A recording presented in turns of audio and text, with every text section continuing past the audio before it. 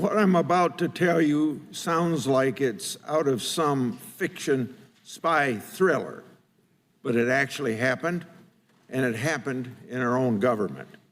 Congressional oversight is a constitutional demand. We dedicate our careers to it. I have, at least. And during the course of my service, I've ran countless investigations. In the past few years, I've never seen so much effort from the FBI, the partisan media, and some of my Democrat colleagues to interfere with and undermine very legitimate congressional inquiries. It's because of a triad of disinformation and outright falsehoods. As one example, look at Crossfire Hurricane. Bit by bit, piece by piece, it's been deconstructed and shown to be politically motivated investigation, which it was. We all know now that it was the Democratic National Committee, along with the Clinton campaign, who colluded with the Russians. They used a former Russian spy, Fusion GPS, and law firm to create a fake dossier and then tried to cover it up. Now, the most recent example of this triad at work are efforts against my and Senator Johnson's ongoing Biden family investigation. That investigation started on August 14th, 2019, when I was chairman of the Senate Finance Committee, with a letter that I wrote to the Treasury Department. My letter was about a questionable financial transaction subject to the Committee on Foreign Investment that related to a matter involving the Biden family. As our investigation continued and advanced, Democratic leadership and partisan media began their attack on our investigation.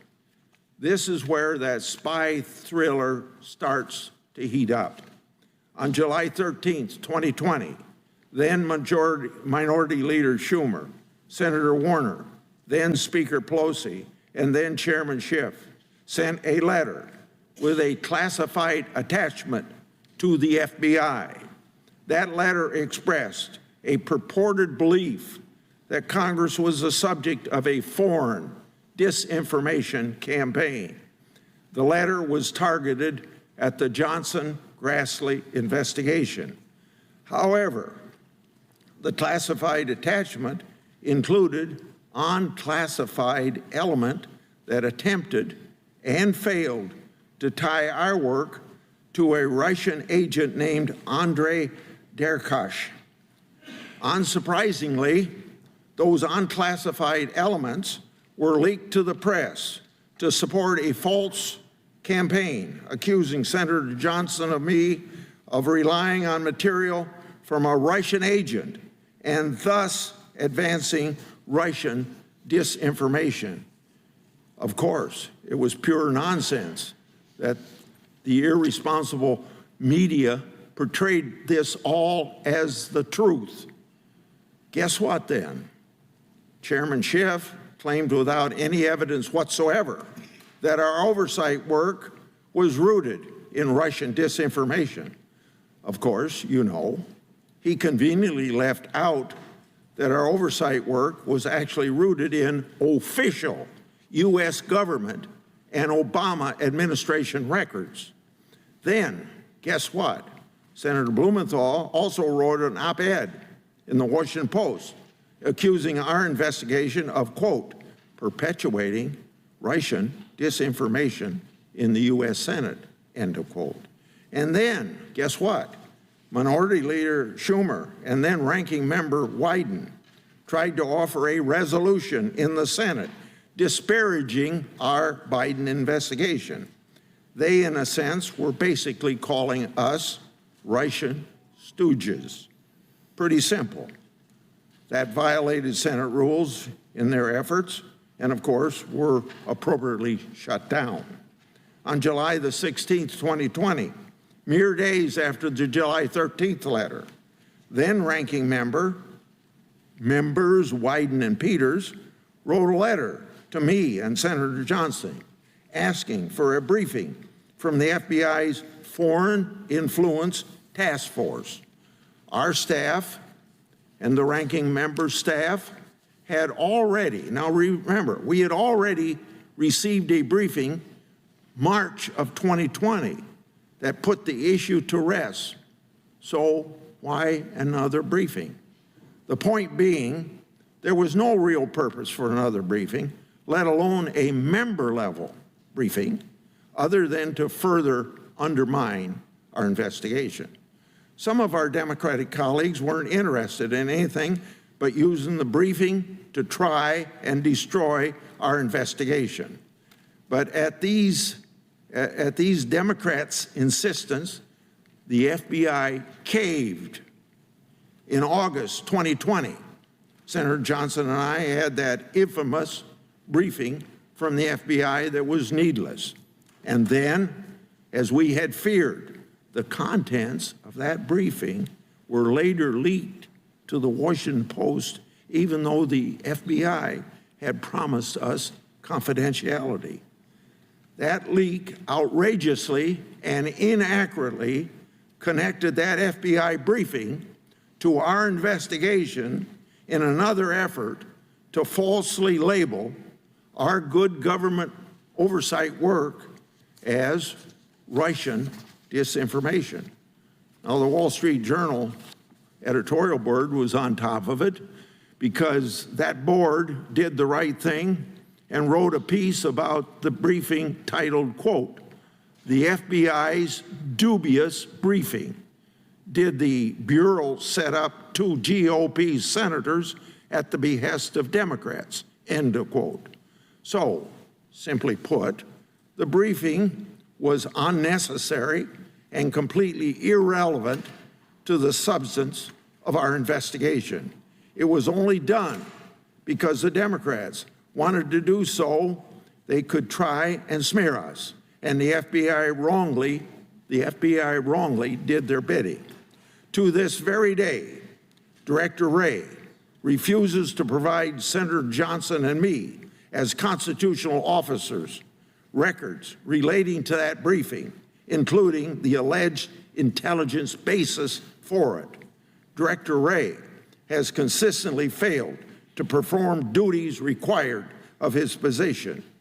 Now, another example of this Democratic disinformation campaign involved a George Kent, former State Department Deputy Assistant General. Senator Johnson and I ran a transcribed interview with George Kent. Before the interview, Democrats acquired material from that Russian agent, the same one that I mentioned earlier. At the interview, Democrats, not Republicans, Democrats asked Mr. Kent about the same material. Mr. Kent said it was disinformation. Now think about that. After all the spears the Democrats were throwing at the two of us, in the end, it was the Democrats who introduced Russian disinformation from a Russian agent into the investigative record as an exhibit. A foreign agent whom our own Intelligence Committee warned was actively seeking to influence U.S. politics. Not me or Senator Johnson, not our staff. It was the Democrats who inserted disinformation from the Russians into our official record. The partisan media and Democrat leadership ought to be ashamed of themselves for fake information if they spread about our investigation. So in the end, they all failed to stop Senator Johnson and me. On August 23rd, 2020, Senator Johnson and I released our first Biden investigation report. Now, I know there's been a lot of talk in this town about Treasury records, and you ought to pursue them. In that 2020 report, we made public the contents of many Treasury records. But we didn't stop there. We issued another report, November 18th, 2020. Our report exposed extensive financial relationships between Hunter and James Biden and Chinese nationals connected to the communist regime. More precisely, Chinese nationals connected to the Chinese government, military, and intelligence services. With the new Congress, of course, Senator Johnson and I transitioned to be ranking members. We hadn't forgot about what the triad of partisan media, FBI and Democrats and leadership did to us. So we don't stop. We did what any congressional investigator worth their salt would do. We gathered even more records to prove them all wrong. We acquired authentic bank records that substantiated findings of our previous two reports. They financially linked Hunter Biden and James Biden to entities and individuals connected with the communist Chinese regime. We also acquired business records with Hunter and James Biden's signatures alongside those same Chinese nationals. How were they supposed to be paid?